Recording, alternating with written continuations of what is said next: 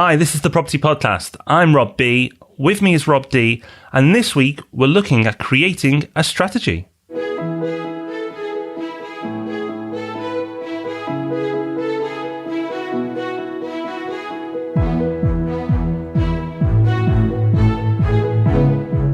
Yes, this is the Property Podcast. Thank you for joining us. But today we are getting strategic. It's one of our very favourite topics. Such a favourite topic, in fact, that we couldn't condense it down into one episode or even two. This is the first of a three-part series all about creating your property strategy. More about that coming up, exactly what it is. But Rob, we've not exactly got off to a slow start to the year, have we? We were out and about last week. We were. You travelled a little further than myself. I went to South Bank, but going south of the Thames is quite far for me, and a few of the people at the meetup pointed that out. So I enjoyed that. That was an amazing meetup.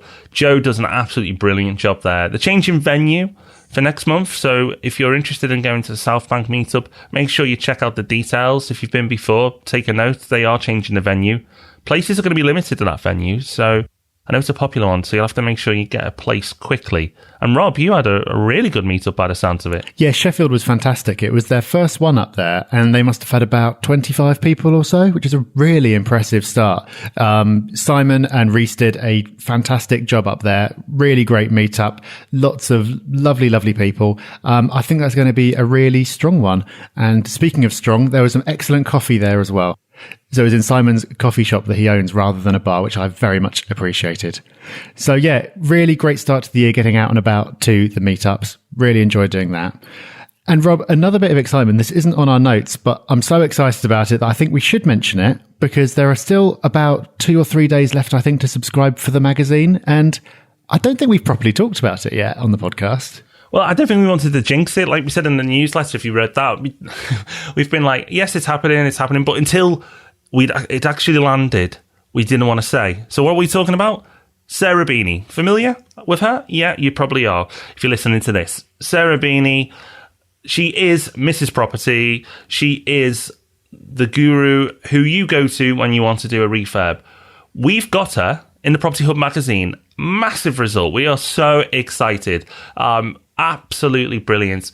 She's the lead article for the magazine. The thing is, the magazine was going to be exceptionally strong this time without her on the front and her main article, because we've put some real effort into choosing the stuff that you like best, because we put a survey out after every issue.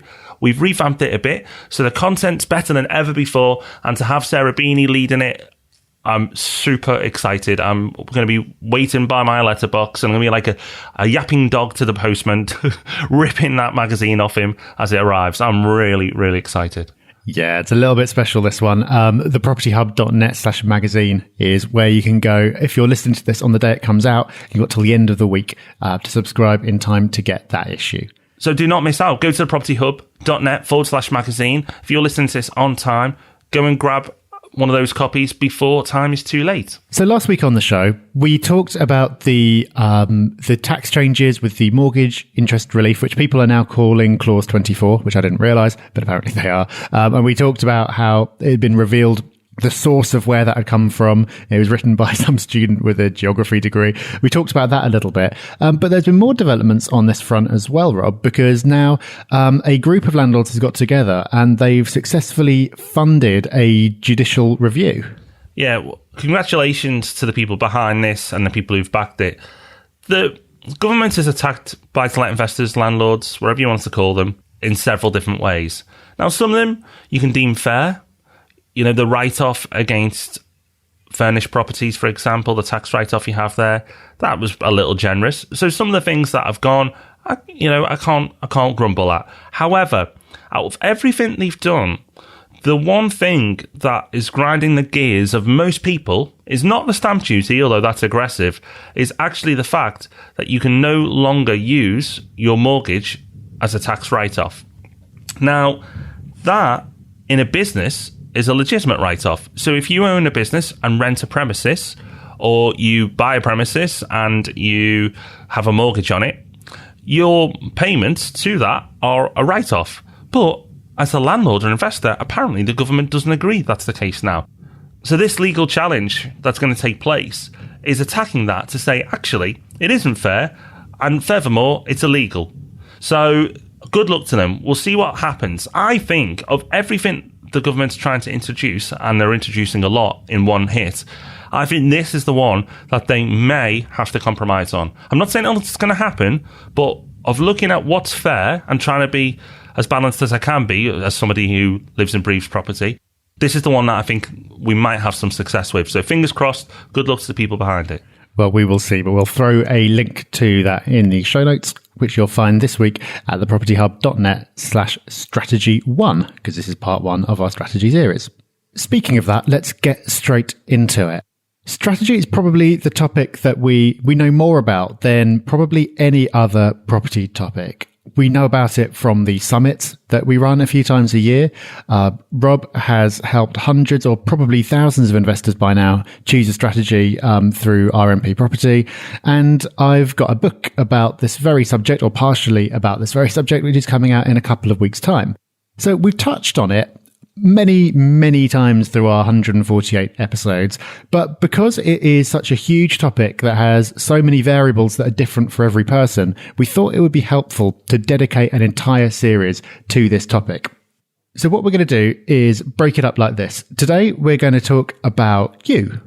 We're going to talk about getting it all set up in a way that is appropriate for you and how to do that. Then next week, we're going to look at some specific strategies that you can implement. And in part 3, we're going to look at how to actually put that into practice. And throughout this, we're going to be talking about lots of links to other things that we've done. You'll find those at thepropertyhub.net/strategy. So that is going to be the overall page for everything that we're talking about over the next few weeks, with plenty of resources for you to go away and put into use. And I think it's worth saying that I think this is really valuable for you, whatever stage you're at. So if you're just starting out, this is hugely important. I think with all the changes that we've just been talking about tax-wise that are making things a little bit more tricky, it's more important than ever to have a firm strategy before you start.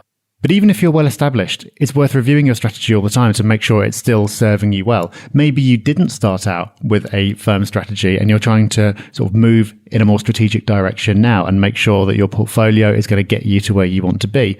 Maybe you think that you know exactly what you're doing, but it's always worth challenging that and making sure that it's on a firm footing. So I think these are going to be really valuable episodes for everyone. And clearly, it's something that we're quite excited about. So we're going to start off then, Rob, with some questions to ask yourself in the course of putting your strategy together, because there are loads and loads of options. We're going to talk about specific options next week, but to know which direction to go in, which strategies to direct yourself towards, you need to start by asking yourself some questions. You do. Do not skip this stage. Some of this stuff may sound simple, but if you skip these steps that we're going to run through, you'll probably fail with your whole strategy. So you may be getting excited about specific strategies and putting them into practice, but if you fail to implement what we're going to suggest now, you'll probably fail. And the big starting point is, what's your goal? Now, we covered this last week on the podcast, and we'll link to it in the show notes, which Rob said is the propertyhub.net/strategy. So the propertyhub.net/strategy will have all the show notes from all the episodes in that one place. Now, your goal. If the strategy is your map, the goal is the destination. So what's the point in having a map if you don't have a destination point? Last week at the meetups, a lot of people were saying to me, oh, what do you think I should do? Should I invest in A or B? Or should I do this or that? And it was really hard to help them because I didn't know what their goal was. So I did help them by saying, well, what do you want from this? What's your long-term goal? Actually, it was surprising to see how many people didn't know what they wanted. They were so bogged down in small micro decisions that actually in the long term won't matter that much, that they hadn't thought about where they want to get to. So to set up an effective strategy, you need an effective goal, a SMART goal. And we talk about that on the podcast. As I say, last week, we've got a goals course on this as well. And we're going to link to it all in the propertyhub.net/strategy. But do not pass go until you have set a goal.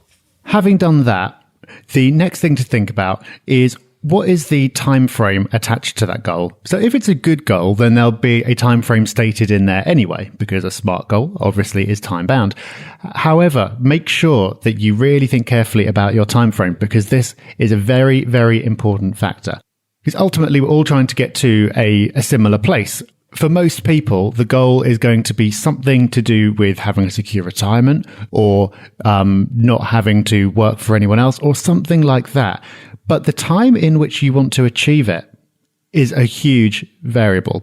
Because obviously, if you want to create £3,000 a month and you want to do that in 10 years' time, the method that you go about it is going to be very different from how you'd want to do it if you wanted to create £3,000 a month in income next year. It would be completely different. And if you wanted to do it by next year, you'd have to be really aggressive. You'd probably have to take on a lot of risk. You'd have to do a couple of very specific things. If you had 10 years to do it, then why would you bother being so aggressive, taking on so much risk and so on? Because you just don't need to do that.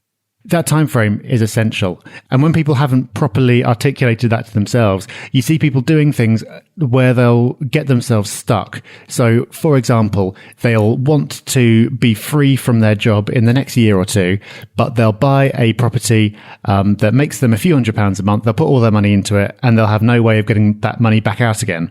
And then they're completely stuck. They've got a bit of income, but it's not going to get them to where they want to be.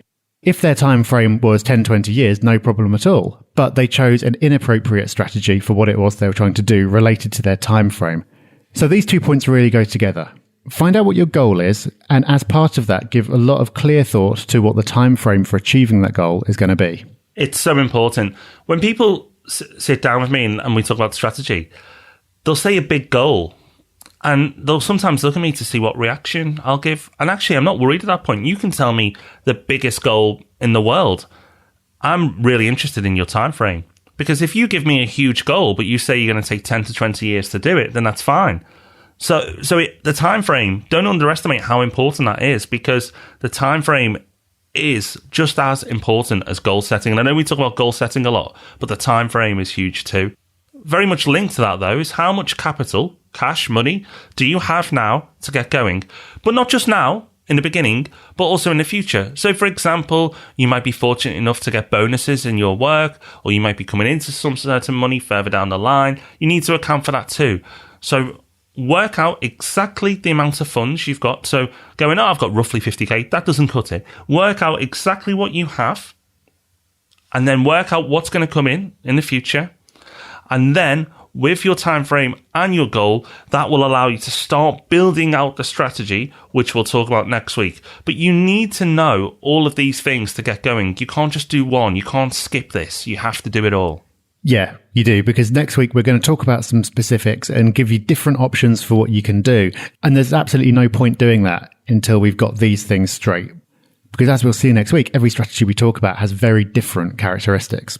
Another thing to feed into the analysis is, what's your angle, for want of a better word? In other words, what's your unique ability? What's your advantage here? So, for example, are you a good negotiator? Can you do refurbs? Do you have that kind of hands-on experience? Do you have really great local knowledge or local connections about a certain area? Do you have access to a certain tenant type in terms of marketing? What's the angle that you can put to work here that gives you an advantage? Because again, people see property as something which is just like, you buy it, it goes up over time, you get rich. And maybe there are some points in history where that's true. But personally, I'm not happy with that because there's no guarantees. And I'd rather be in control of things rather than waiting to see what the market does and be subject to the whims of that. So having an angle kind of lets you think, okay, well, what am I best at and how can I take advantage of that?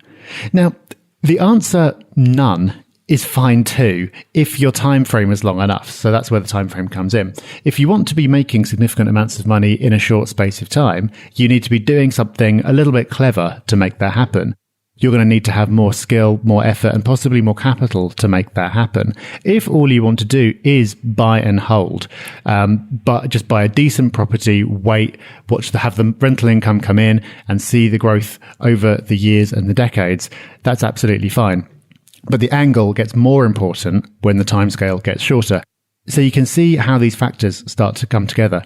But don't ignore your own abilities. As I see people do this a lot, I'll be talking to someone who's completely gutted their own house and rebuilt it and extended it, and their brother's a builder and their dad's a builder, and they'll be saying to me, oh yeah, I think I'm just going to sort of like do normal buy to let and just like buy a new build. And so it's like, well, hang on a minute, you've clearly got some significant skills here. It doesn't mean you have to use them, because it might be wrong for other aspects of your strategy. But I think people often devalue their own skills. So it's worth really doing an audit of what you have to offer and feeding that in. So you've got your abilities, the amount of capital, your time frame, and your goal. So you've run through those questions, you've looked at that. You need to look at yourself a little bit more now. A prime example of this is knowing how much time you can put in, and don't kid yourself. So a lot of people will make very ambitious plans, but not really look at what needs to go to make that happen. Now, it needs a lot of cash, but quite often a lot of strategies in property, not all obviously, but a lot of strategies require a significant time investment. Do you have that time? Be realistic with yourself. If you do, congratulations, crack on. But if you work full time, and you've got a fairly active life at weekends and so on, can you throw yourself into several strategies? I'll give you an example. I was speaking to a lady at the meetup recently, and she said to me she wanted to do HMO strategies in Liverpool. She lived in London, and she'd need to refurb them first, get them up to scratch because she needs to find value, then get the tenants in, and then work with someone to manage them from afar. And I said to her, and I take it you've got a fair bit of time? And she went, no, I'm time poor. That didn't seem like a good match to me, because how is she going to manage the refurb? There's a lot of stress there. HMOs do bring in more revenue, and that's fantastic. But with that revenue requires a time investment. And also, you have to, we've talked about this before, and it's worth bringing up now, you have to put a price on your time as well. Don't just look at the ROI and get seduced by that. Be realistic with yourself. Ask yourself, how much time can I put in to this strategy? If it's minimal, don't worry, there are strategies out there. Rob and I are very busy, but we still find time to invest because we invest smart. So there are ways of doing it, plenty of ways, in fact. But if you are time poor, you have to rule a lot out as well. Yeah, absolutely. Another thing to know about yourself is your tolerance to risk. And that's something where I see people fall down as well. It's like you said, Rob, people get kind of seduced by the returns, and sort of, yes, that's what I want. But they don't take into account the fact that the kind of person they are, they might just spend every night just kind of lying there in a cold sweat, wondering about whether it's all going to work. And there's just no point doing that. You need to be a little bit afraid of what you're doing, because that's how you push yourself. But you don't want to do something which is just going to completely freak you out. When it comes to risk, there is absolute risk. Some things are more risky than others, but there's also different types of risk. And knowing yourself is about knowing what you consider risky and what is going to really scare you. So, for example, take LHA tenants. Some people see LHA tenants as really risky because you can't really credit check them. There's the perception that there's going to be more antisocial behavior. So there's the risk that they are going to do a runner. They're not going to pay the rent. They're going to start a cannabis farm or something. That, to some people, that is highly risky. To other people, that's absolutely fine. What scares them is not being able to find a tenant. They're scared of voids. So LHA is actually a bonus for them, because they're like, oh, well, there's going to be absolutely loads of demand. I know that I can price it at the LHA rate and get tenants all day long. And, if they're a bit of hard work along the way, not a problem. If they rip me off for 50 quid, fine. And what they're worried about is having a property sitting empty. So if they're buying a really nice 3-bed semi for a working family where the rent is priced quite high, and most people want to buy, they'd be scared of that. So there are some things that are more risky than others. Obviously, if you're doing a massive development and you're converting a big old house into 6 flats, there are more things that can go wrong than if you're just buying a house and being done with it. But within that, there are lots of different types of risk, and it's worth exploring which ones you're comfortable with and which ones you're not. Okay, so we've done a lot of looking at yourself, but you have to look at those around you as well. Is your family on board? So it's all well and good you making these grand plans and setting a big goal and building out this strategy. If you haven't mentioned it to your your other half, you might want to do so now because they need to be in this as much as you to get their full support. Now, you may have a very supportive partner who will say, yep, whatever, crack on with it, I trust you, go ahead. Brilliant, you're very lucky. I found myself in that very fortunate position too. But not everybody is in that position, and that's fine. You need to work through this with them. So work together. Go through your goals together. Work on your timeframes. Look at your capital together and what you as a family are prepared to invest. Look at the skills that the family has. And again, Rob's mentioned several. Having a lot of cash is a good angle as well. But having no angle is fine too, as Rob said. And then look at the time you can put in as a family, because, you may be thinking you've got lots of free time, but your family may be thinking, well, actually, we'd like to see you at some point. And then looking at the risk, not just your tolerance to risk, but the family unit's tolerance to risk. If you're doing this by yourself, great, ignore this last point. But if you are doing this and it will affect others, you need to bring them in now. Don't wait till you're about to put an offer in. Bring them in at this point, because it'll get them on board to show them how much serious thought you're putting behind this. Yeah, absolutely. But at the same time, if you have some naysayers in your extended family, I wouldn't worry about that too much. There'll be plenty of people around you sort of saying that what you're doing is really risky and whatever, and what you're doing this for. They might change their tune in a few years' time. But having your immediate family on board, especially if it's pooled money, are obviously absolutely critical. What we're building up here is a kind of a mini business plan. And I'll often get emails from people sort of saying, like, have you got a template for a property investment business plan or something like that? And I think they're imagining, because I'm big on my research, that I'll have like a 50-page document with graphs and reports and all the rest of it. You have, come on, you're just keeping it secret. Okay, I do. But no, I really don't. And I think what we're putting together is a kind of like a minimum viable business plan, I suppose. Because it's really hard to know how much detail to get into when you're setting a strategy. And there's a temptation for a certain type of person to want to get everything down to the penny and be like, on like day 67, I will refinance and pull out exactly this much money and do this. And realistically, you just can't do it. We talked about this with goals as well, getting into the right amount of detail. And what we're talking about through these 3 episodes is really putting together a plan that gives you enough without there being too much. And these questions, I think, are the part that would be very easy to skip, because you feel like you know yourself, right? You know yourself better than you know anyone else. And you think, yeah, I've kind of got this. But I think getting the answers to these down in writing, we've talked about 7 different things, just having a sentence for each is a really solid start to your business plan. Because as we've said, if you make assumptions for these and those turn out to be incorrect, as we'll find out next week, it can send you down completely the wrong route.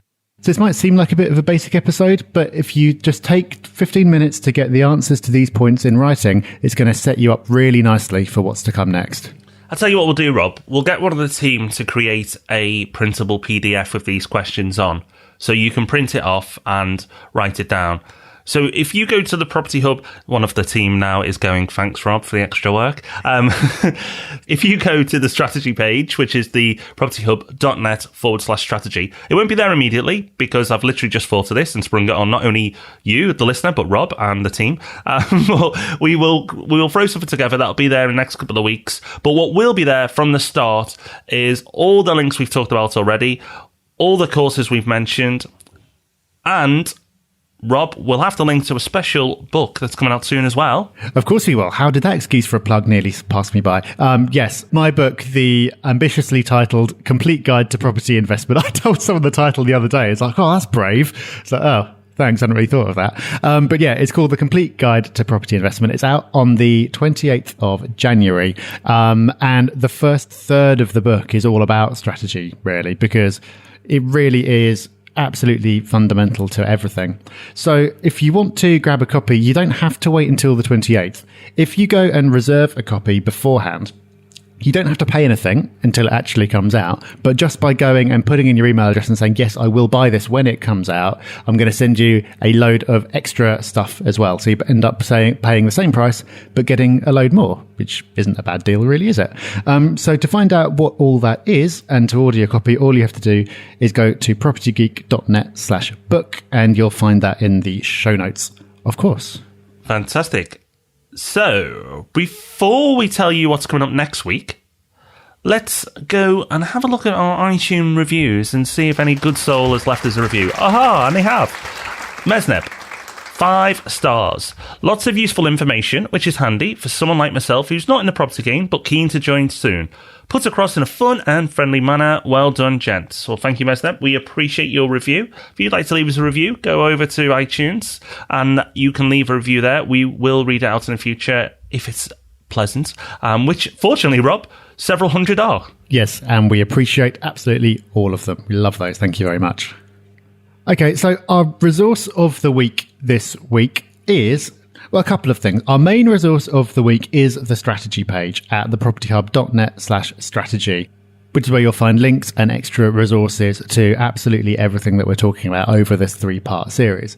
I just wanted to throw in something a bit extra into this section and do a bit of a, what's his name, Mark Kermode or something like that? Do a bit of a movie review. Because I saw a film called The Big Short over Christmas and New Year. And I thought it was absolutely brilliant and totally relevant to property because it's all about the financial crash. Basically, when the subprime mortgage market in the US collapsed in 2008, there was a small number of people who saw it coming and bet against the housing market and made an absolute fortune doing it. So it's really cool because it's an absolutely brilliant film, really entertaining the whole way through. And they managed to be entertaining while explaining all these really complex financial concepts. So if you don't really understand what was going on, what kicked off the whole crisis that we're still living through the effects of now, really well worth watching that film because there are bits in there that I didn't know about, and I'd actually read the book that it was based on and obviously know a fair bit about this area. So I thoroughly recommend checking it out. That's my movie review for the week and probably for the year because it's the first time I've ever done that. Well, Rob, we hadn't talked about this before the episode. I'm going to see it on Friday, funnily enough, so I'm really looking forward to that. And I'm pretty sure you've read the book, yes? Yes, by... Michael Lewis. Michael Lewis, yeah. All his books are fantastic. He's got another one called Boomerang, which I think is really underrated. That's about the financial crash as well.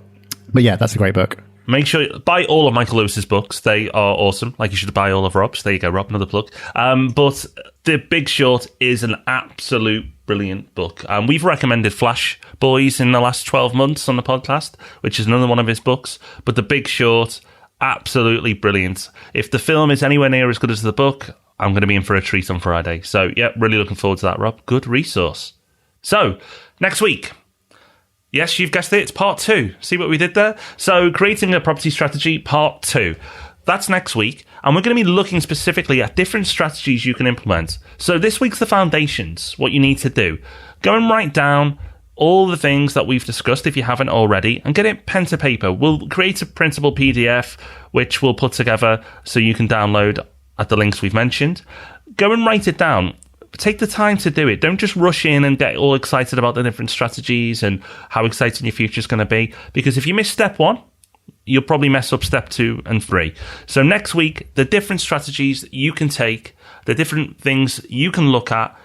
I know it's going to be exciting for a lot of people. We love talking about this type of stuff, so it should be a great episode. And in the meantime, lots of things for you to do. If you're interested in pre-ordering my book, you can do that. If you want to grab the magazine in time for the Sarah Beanie issue, you can do that. The links to do both those things are going to be in the show notes.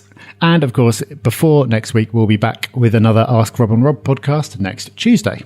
Not much going on then, Rob. No, as ever, we are slacking. So that is it for another week. Thank you very much for listening. We will see you again very soon. For now, though, bye-bye. Bye-bye. Thanks for listening to The Property Podcast. For show notes, all our past episodes, and to leave a review, go to thepropertyhub.net/podcast.